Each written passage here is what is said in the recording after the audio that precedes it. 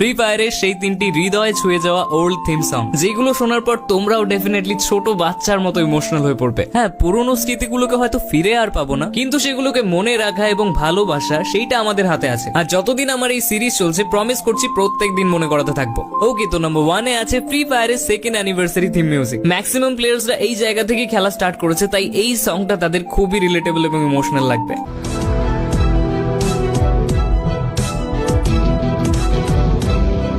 Number 2 এ আছে free ফায়ারে 2017 সালের theme music, যেটা শুনলে এখনো পর্যন্ত পড়াটা চিনচিন করে।